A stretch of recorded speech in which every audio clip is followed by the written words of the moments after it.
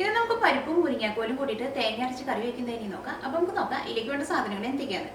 അതിന് വേണ്ടിയിട്ട് ഞാനിവിടെ പരിപ്പ് എടുത്തിട്ടുണ്ട്. ഞാനിവിടെ 3 പിടി പരിപ്പാണ് എടുത്തേക്കുന്നത്. ഈ പരിപ്പ് ഏറ്റവും ആദ്യം കുക്കറിൽ ഇട്ടിട്ടൊന്ന് വേവിച്ചെടുക്കണം. പിന്നെ ഈ കറിയിലേക്ക് നമ്മൾ തേങ്ങ അരച്ചിട്ട് ചേർക്കണം. അതിന് വേണ്ടിയിട്ട് ഞാനിവിടെ തേങ്ങ എടുത്തിട്ടുണ്ട്. തേങ്ങ ഒരുപാട് ചേർക്കണ്ട. ഞാനിവിടെ ഒരു തേങ്ങയുടെ 1/4 ഭാഗമാണ് എടുത്തേക്കുന്നത്. ഈ തേങ്ങയും ഒരു 3 പിടി തേങ്ങ ഇടാം. ഇതിൻ്റെ കൂടെ അരച്ചെടുക്കാൻ വേണ്ടിയിട്ട് 1 ടീസ്പൂൺ ജീരകം എടുത്തിട്ടുണ്ട്. ഞാനിവിടെ ചെറിയ ടൈപ്പ് ജീരകമാണ് എടുത്തേക്കുന്നത്. ഈ തേങ്ങയും ജീരകവും കൂടിയിട്ട് ഇതിലേക്ക് ആവശ്യത്തിന് വെള്ളം കൂടി ചേർത്തിട്ട് നല്ല പേസ്റ്റ് പോലെ അരച്ചെടുക്കണം. പിന്നെ വേണ്ടത് മുരിങ്ങാക്കോലാണ്. ഞാനിവിടെ 3 മുരിങ്ങാക്കോൽ എടുത്തിട്ടുണ്ട്. അതും ഞാനിവിടെ ഇതേപോലെ കുറച്ച് വലിയ പീസായിട്ട് കട്ട് ചെയ്തെടുത്തിട്ടുണ്ട്. പിന്നെ വേണ്ടത് ഇഞ്ചിയും വെളുത്തുള്ളിയും സവോളയും പച്ചമുളകാണ്. അതിന് വേണ്ടിയിട്ട് ഞാനിവിടെ ഇതേപോലത്തെ ഒരു വലിയ കഷ്ണം ഇഞ്ചി എടുത്തിട്ടുണ്ട്. പിന്നെ വെളുത്തുള്ളി എടുത്തിട്ടുണ്ട്. ഈ വെളുത്തുള്ളിയും ഇഞ്ചിയും കുറച്ച് ചെറിയ പീസായിട്ട് കട്ട് ചെയ്തെടുക്കണം. പിന്നെ സവോള വേണം. സവോള ഞാനിവിടെ ഒരു മീഡിയം സവോള എടുത്തിട്ടുണ്ട്. ഇതും നല്ല കനം കുറച്ചിട്ടൊന്ന് സ്ലൈസ് ചെയ്തെടുക്കണം. പിന്നെ പച്ചമുളക് നിങ്ങളുടെ എരിവിനനുസരിച്ചിട്ട് ചേർക്കാം. ഈ കറിയിലേക്ക് നിങ്ങൾ മുളകിൻ്റെ പൊടി കുറച്ച് ചേർത്തിട്ട് പച്ചമുളക് കൂടുതൽ ചേർക്കാം. അതായിരിക്കും ഈ കറിക്ക് കുറച്ചും കൂടി നല്ല ടേസ്റ്റ് കൊടുക്കാൻ. പിന്നെ മഞ്ഞൾപ്പൊടിയും വേണം, മുളകിൻ്റെ പൊടിയും വേണം. ഇത് രണ്ടും ഞാൻ കറിയിലേക്ക് ചേർക്കുമ്പോൾ അതിൻ്റെ അളവ് കൃത്യമായിട്ട് പറയാം. പിന്നെ ഇതിലേക്ക് 2 വലിയ തക്കാളി വേണം. തക്കാളി കുറച്ച് കൂടുതൽ ചേർക്കുക. എന്നാൽ മാത്രമേ കറിക്ക് ആവശ്യത്തിനുള്ള പുളി കിട്ടുള്ളൂ. ഈ തക്കാളി കുറച്ച് ചെറിയ പീസായിട്ട് കട്ട് ചെയ്തിട്ട് വേണം ചേർക്കാൻ വേണ്ടിയിട്ട്. ഈ കറിയിലേക്ക് താളിച്ച് ചേർക്കാൻ വേണ്ടിയിട്ട് 1 ടേബിൾ സ്പൂൺ കടുക് വേണം. പിന്നെ ഞാനിവിടെ സവോളയാണ് ചെറുതായിട്ട് കട്ട് ചെയ്തെടുത്തേക്കണത്. അത് ചുവന്നുള്ളി ഉണ്ടെങ്കിൽ ചുവന്നുള്ളി എടുക്കുക. ഞാനിവിടെ ഒരു ചെറിയ സവോളയുടെ പകുതി കുറച്ച് ചെറിയ പീസായിട്ട് കട്ട് ചെയ്തെടുത്തിട്ടുണ്ട്. പിന്നെ ഉണക്കമുളകും വേണം. പിന്നെ കറിവേപ്പില ഉണ്ടെങ്കിൽ കറിവേപ്പിലയും കൂടിയും ചേർക്കുക. ഞാനിവിടെ കറിവേപ്പില കിട്ടാത്തതുകൊണ്ടാണ് കറിവേപ്പില ചേർക്കാത്തത്. പിന്നെ കറിയുടെ ഏറ്റവും ലാസ്റ്റ് നിങ്ങൾക്ക് മല്ലിയിലയുടെ ടേസ്റ്റ് ഇഷ്ടമുണ്ടെങ്കിൽ മല്ലിയിലയും കൂടിയും ചേർക്കുക. ഈ ഫസ്റ്റ് ഇത് കറിയാക്കാൻ വേണ്ടിയിട്ട് പരിപ്പ് വേവിച്ചെടുക്കുക. അതിന് വേണ്ടിയിട്ട് പരിപ്പ് ഞാനിവിടെ നന്നായിട്ട് കഴുകിയെടുത്തിട്ടുണ്ട്. ഇതൊരു കുക്കറിലേക്ക് ചേർക്കുക. ഈ പരിപ്പ് വേവിച്ചെടുക്കാൻ വേണ്ടിയിട്ട് ആവശ്യത്തിന് വെള്ളം ചേർക്കുക. വെള്ളം ചേർക്കുമ്പോൾ കുറച്ച് വെള്ളം കൂടുതൽ ചേർക്കുക. എന്നാൽ മാത്രമേ നമ്മൾ ആ കറിയാക്കി വരുമ്പോൾ കറിക്ക് ആവശ്യത്തിനുള്ള ഗ്രേവി ഉണ്ടാവുള്ളൂ. ഈ കുക്കർ മൂടി വെച്ചിട്ട് പരിപ്പ് വേവിച്ചെടുക്കുക. ഈ കുക്കറിൽ നിന്ന് ഒരു വിസിൽ വന്നു കഴിഞ്ഞിട്ട് പിന്നെ ഒരു മീഡിയം ഫ്ലെയിമിലിട്ടിട്ട് ഒരു 10 മിനിറ്റും കൂടി വേവിക്കുക. അപ്പോൾ പരിപ്പ് നന്നായിട്ട് വെന്ത് കിട്ടും. ഇപ്പോൾ കുക്കറിൽ നിന്ന് ഒരു വിസിൽ വന്നിട്ടുണ്ട്. ഇനി ഒരു മീഡിയം ഫ്ലെയിമിലിട്ടിട്ട് ഒരു 10 മിനിറ്റും കൂടി വേവിക്കുക.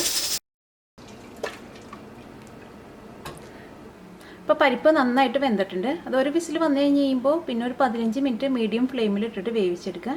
അത് കഴിഞ്ഞിട്ട് കുക്കറിൻ്റെ ഉള്ളിൽ നിന്ന് സ്റ്റീം മുഴുവനായിട്ട് പോയി കഴിഞ്ഞിട്ട് വേണം കുക്കർ തുറക്കാൻ വേണ്ടിയിട്ട്. അപ്പോൾ നിങ്ങൾക്ക് പരിപ്പ് ശരിക്കും വെന്ത് കിട്ടും.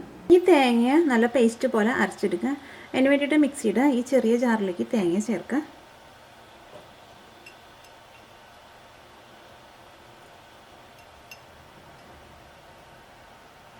ഞാൻ ഇതേപോലത്തെ ഒരു 3 പിടി തേങ്ങയാണ് ചേർത്തേക്കുന്നത്. 1 ടീസ്പൂൺ ജീരകം ചേർക്കുക. ഞാനിവിടെ നല്ല ജീരകമാണ് ചേർക്കുന്നത്. തണുപ്പുള്ള സ്ഥലത്തൊക്കെ ആണെങ്കിൽ ടാപ്പിൽ വരുന്ന വെള്ളം നല്ല തണുത്ത വെള്ളമായിരിക്കും.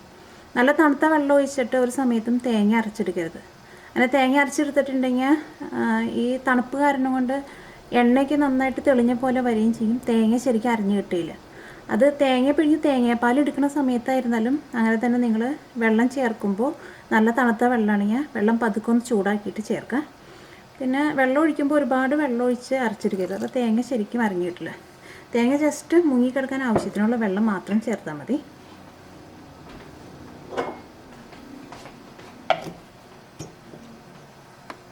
ഇപ്പോൾ തേങ്ങ നല്ല പേസ്റ്റ് പോലെ അരച്ചെടുത്തിട്ടുണ്ട്. ഇനി ഇത് കറിയാക്കാൻ വേണ്ടിയിട്ട് ഒരു പാൻ വെച്ചിട്ട് ചൂടാക്കുക. ഇതിലേക്ക് ആവശ്യത്തിന് വെളിച്ചെണ്ണ ഒഴിക്കുക.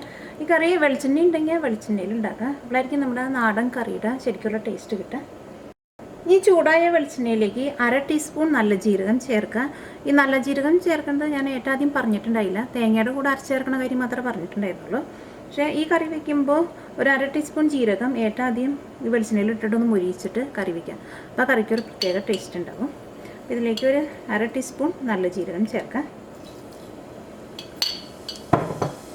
ജീരകം ഒന്ന് മുരിയണം. ജീരകം കരിഞ്ഞു പോകരുത്. ഇപ്പോൾ ജീരകം നന്നായിട്ട് മുരിഞ്ഞിട്ടുണ്ട്. ഇതിലേക്ക് പച്ചമുളകും സവോളയും ചേർക്കാം. വെളുത്തുള്ളി ചേർക്കാം. വെളുത്തുള്ളി ഞാനിവിടെ നല്ല ചെറുതായിട്ട് കനം കുറച്ചിട്ട് കട്ട് ചെയ്തെടുത്തിട്ടുണ്ട്. അത് ചതച്ച് ചേർക്കുന്നതിനേക്കാളും നല്ലത് ഇതേപോലെ ചെറുതായിട്ട് കട്ട് ചെയ്തിട്ട് ചേർക്കേണ്ടത്. ഇഞ്ചി ചേർക്കാം. ഇഞ്ചിയും ഞാനിവിടെ നല്ല ചെറുതായിട്ട് കട്ട് ചെയ്തെടുത്തിട്ടുണ്ട്. ഇഞ്ചി വേണമെന്നുണ്ടെങ്കിൽ ചതച്ചിട്ടും ചേർക്കാം. പക്ഷേ വെളുത്തുള്ളി ചെറിയ പീസായിട്ട് കട്ട് ചെയ്തിട്ട് ചേർത്താൽ മതി. ഇതായിരിക്കും കുറച്ചും കൂടി നല്ലതായിരിക്കും. കൂടിയിട്ടൊന്ന് വഴറ്റിയെടുക്കാം. ഈ സവോളയ്ക്ക് മുരിഞ്ഞിട്ട് നല്ലൊരു ഗോൾഡൻ കളറാവാൻ നിൽക്കണ്ട. ഈ സവോളയ്ക്കൊന്ന് വഴറ്റിയെടുക്കാന്ന് വെച്ചിട്ടുണ്ടെങ്കിൽ ഈ സവോളയ്ക്ക് നല്ല സോഫ്റ്റായിട്ട് വരണം. ഇതെല്ലാം വഴന്നിട്ടുണ്ട്. സവോളയ്ക്ക് നല്ല സോഫ്റ്റായിട്ട് വന്നിട്ടുണ്ട്. ഇനി ഇതിലേക്ക് മഞ്ഞൾപ്പൊടി ചേർക്കാം. ഞാൻ അതിലേക്ക് 1 ടീസ്പൂൺ മഞ്ഞൾപ്പൊടിയാണ് ചേർക്കുന്നത്. ഈ മഞ്ഞൾപ്പൊടിക്ക് നിങ്ങൾ കടയിൽ നിന്ന് റെഡിമെയ്ഡായിട്ട് വാങ്ങാണ്ട് നിങ്ങൾ പുറത്തുള്ള ആൾക്കാരെയൊക്കെ ആണെങ്കിൽ നാട്ടിൽ നിന്ന് വരുമ്പോൾ മഞ്ഞൾ വാങ്ങിച്ചിട്ട് പൊടിപ്പിച്ച് കൊണ്ടുവരാം. ഈ മഞ്ഞൾപ്പൊടിക്ക് നമ്മൾ കടയിൽ നിന്ന് വാങ്ങുമ്പോൾ അതിനകത്ത് കണ്ടമാനം മായമൊക്കെ ചേർത്തിട്ടുണ്ട്. ഈ മഞ്ഞൾപ്പൊടി ഇതിനകത്ത് കിടന്നിട്ട് നന്നായിട്ട് മുരിയണം. ഈ മഞ്ഞളുടെ ആ പച്ച ടേസ്റ്റ് മാറണം. ഈ മഞ്ഞൾപ്പൊടി ഇതിനകത്ത് കിടന്നിട്ട് നന്നായിട്ട് മുരിഞ്ഞിട്ട് ആ മഞ്ഞളുടെ പച്ച ടേസ്റ്റ് മാറണം. ഇത് തേങ്ങ അരച്ച് വെക്കുന്ന കറി ആയതുകൊണ്ട് ഇതിലേക്ക് മല്ലിപ്പൊടി ചേർക്കണില്ല. സാധാരണ തേങ്ങ അരച്ച് വെക്കുന്ന ഒറ്റ കറികളിലേക്ക് മല്ലിപ്പൊടി ചേർക്കില്ല. അപ്പോൾ മഞ്ഞൾപ്പൊടി ഇതിനകത്ത് കിടന്നിട്ട് നന്നായിട്ട് മുരിഞ്ഞിട്ടുണ്ട്. ഇനി ഇതിലേക്ക് മുളകിൻ്റെ പൊടി ചേർക്കാം. മുളകിൻ്റെ പൊടി നിങ്ങളുടെ എരിവിനനുസരിച്ചിട്ട് ചേർക്കാം. ഞാൻ അതിലേക്ക് 1 ടേബിൾ സ്പൂൺ മുളക് പൊടിയാണ് ചേർക്കുന്നത്. ഇത് പച്ചമുളക് കൂടുതൽ ചേർത്തിട്ട് മുളകിൻ്റെ പൊടി കുറച്ച് ചേർക്കാം. അതായിരിക്കും ഈ കറിക്ക് നല്ല ടേസ്റ്റ് കൊടുക്കുക. ഈ മുളക് പൊടി ഇതിനകത്ത് കിടന്നിട്ട് നന്നായിട്ട് മുരിയണം. ഈ മസാലപ്പൊടികളൊക്കെ ചേർക്കുമ്പോൾ തീ നന്നായിട്ട് കുറച്ച് വയ്ക്കുക. അല്ലെങ്കിൽ മസാലപ്പൊടികളൊക്കെ കരിഞ്ഞു പോകും. മസാലപ്പൊടികളൊക്കെ കരിഞ്ഞിട്ടുണ്ടെങ്കിൽ കറിക്കൊരു കൈപ്പരസം വരും. അപ്പോൾ മുളക് പൊടി ഇതിനകത്ത് കിടന്നിട്ട് നന്നായിട്ട് മുരിഞ്ഞിട്ടുണ്ട്. ഇനി ഇതിലേക്ക് തക്കാളി ചേർക്കാം. ഞാനിവിടെ 2 വലിയ തക്കാളിയാണ് എടുത്തേക്കുന്നത്. ഇത് കറിക്ക് അത്യാവശ്യം പുളി വേണം. അപ്പോൾ തക്കാളി കുറച്ച് കൂടുതൽ ചേർക്കാം. ഇതിലേക്ക് ആവശ്യത്തിന് ഉപ്പ് ചേർക്കാം.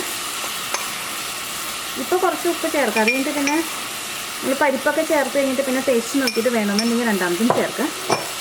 ഇതെല്ലാം കൂടിയിട്ടൊന്ന് മിക്സ് ചെയ്ത് ഇതിലേക്ക് വേവിച്ച് വെച്ചേക്കണ പരിപ്പും മുരിങ്ങാക്കോലും ചേർക്കാം. ഈ തക്കാളി ഞാനിവിടെ സെപ്പറേറ്റ് മൂടി വെച്ചിട്ട് വേവിക്കുന്നില്ല. അങ്ങനെ മൂടി വെച്ച് വേവിച്ചിട്ടുണ്ടെങ്കിൽ തക്കാളിയുടെ പുളിരസം കുറഞ്ഞു വരും. അപ്പോൾ കറിക്ക് അത്രയ്ക്ക് ടേസ്റ്റ് ഉണ്ടാവില്ല. അപ്പോൾ തക്കാളി സെപ്പറേറ്റ് വേവിക്കേണ്ട ആവശ്യമില്ല. ഈ പരിപ്പിൻ്റെയും മുരിങ്ങാക്കോലിൻ്റെയും കൂടെ ഇട്ടിട്ട് വേവിച്ചെടുക്കാം.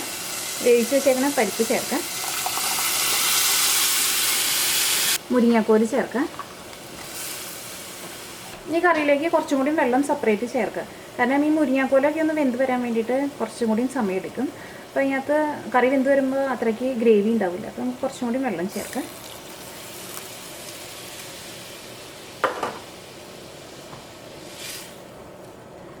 ഈ മുരിങ്ങാക്കോല് നിങ്ങൾ പരിപ്പിൻ്റെ കൂടെ ഇട്ടിട്ട് വേവിച്ചെടുക്കരുത്. അങ്ങനെ വേവിച്ചെടുത്തിട്ടുണ്ടെങ്കിൽ മുരിങ്ങാക്കോല് കൂടുതൽ വെന്ത് പോവുകയും ചെയ്യും. ഈ മുരിങ്ങാക്കോലിൻ്റെ കളറ് മാറിപ്പോവുകയും ചെയ്യും. അങ്ങനെ മുരിങ്ങാക്കോല് കൂടുതൽ വെന്ത് പോയിട്ടുണ്ടെങ്കിൽ ആ കറിയുടെ ടേസ്റ്റിന് നല്ല വ്യത്യാസം വരും. അപ്പോൾ ഇതേപോലെ നിങ്ങൾ കുക്കറിലിട്ടിട്ട് വേവിച്ചെടുക്കാണ്ട് കറിയുടെ കൂടെ ഇട്ടിട്ട് മുരിങ്ങാക്കോല് വേവിച്ചെടുക്കുക.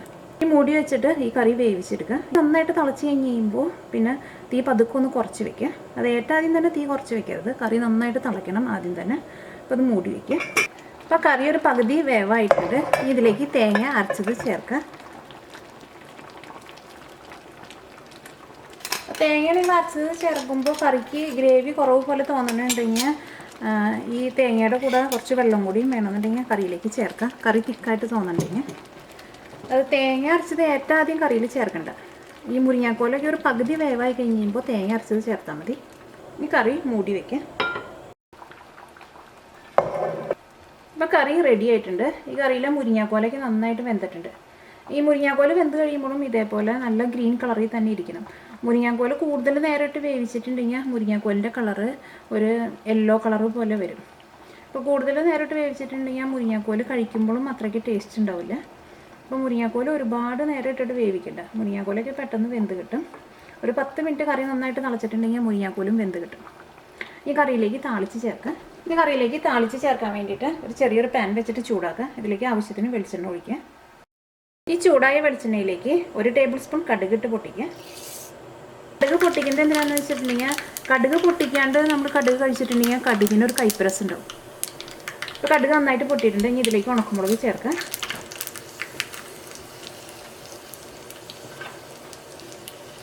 ഉണക്കമുളക് ഇതിനകത്ത് കിടന്ന് നന്നായിട്ട് മുരിഞ്ഞിട്ടുണ്ട്. ഇനി ഇതിലേക്ക് കട്ട് ചെയ്ത് വെച്ചേക്കണ സവോള ചേർക്കാം. ഉണക്കമുളക് മുരിഞ്ഞ് കഴിഞ്ഞിട്ട് വേണം സവോള ചേർക്കാൻ വേണ്ടിയിട്ട്. അല്ലെങ്കിൽ സവോളയുടെ ഉള്ളിലെ വെള്ളം കൊണ്ട് ഈ ഉണക്കമുളക് ശരിക്കും മുരിഞ്ഞ് കിട്ടില്ല. സവോള നന്നായിട്ട് മുരിഞ്ഞിട്ടുണ്ട്. ഇത് നിങ്ങളിങ്ങനെ താളിച്ച് ചേർക്കുന്ന സമയത്ത് കറിവേപ്പില ഉണ്ടെങ്കിൽ കറിവേപ്പിലയും കൂടിയും ചേർക്കുക. ഇതിലേക്ക് ഒരു 1/4 ടീസ്പൂൺ മഞ്ഞൾപ്പൊടിയും കൂടിയും ചേർക്കുക. അത് നിങ്ങൾ എന്ത് കറിയിലേക്ക് നിങ്ങൾ താളിച്ച് ചേർക്കുമ്പോൾ ഇതേപോലെ കുറച്ച് മഞ്ഞൾപ്പൊടിയും കൂടിയും ചേർക്കണം. അപ്പോഴായിരിക്കും ആ താളിച്ച് ചേർക്കുന്നതിന് നല്ലൊരു സ്മെല്ലുണ്ടാവുക.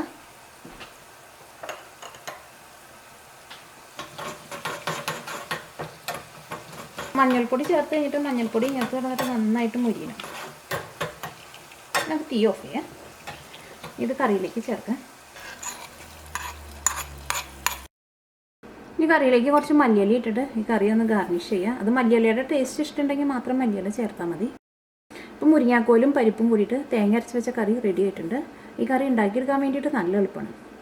പിന്നെ ഈ കറി ഉണ്ടാക്കിയെടുക്കുമ്പോൾ നിങ്ങൾ കുറച്ച് വെള്ളം പോലെ വേണം കറി ഉണ്ടാക്കാൻ വേണ്ടിയിട്ട്. അല്ലെങ്കിൽ ഈ പരിപ്പ് കറി ആയതുകൊണ്ട് ഇത് ഇരുന്ന് കഴിഞ്ഞിട്ടുണ്ടെങ്കിൽ ഇത് ചൂടാറി കഴിഞ്ഞ് കഴിയുമ്പോൾ ഇതൊന്നും കൂടി ഒന്ന് തിക്കായിട്ട് വരും. അപ്പോൾ ഒരുപാട് തിക്കായിട്ട് കറി ഉണ്ടാക്കരുത്. അപ്പോൾ നിങ്ങൾ അതനുസരിച്ചിട്ട് വെള്ളം ചേർത്തിട്ട് വേണം കറി വെക്കാൻ വേണ്ടിയിട്ട്.